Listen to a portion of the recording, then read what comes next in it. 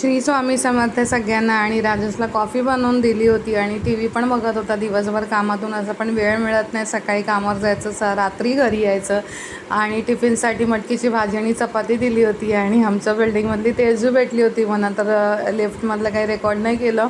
राजेशला स्टेशनला ड्रॉप केलं, त्याला बाय केला आणि त्याच्यानंतर मी घरी यायला निघाले.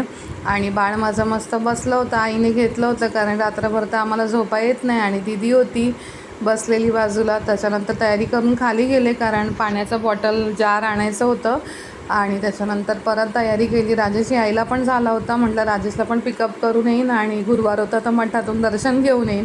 आणि मी म्हटलं होतं की मला गुरुवारचं बऱ्याच वेळेला असं होतं की दर्शन म्हणजे घ्यायला मला एक तर लेट जायला होतं किंवा कधी कधी होतच नाही.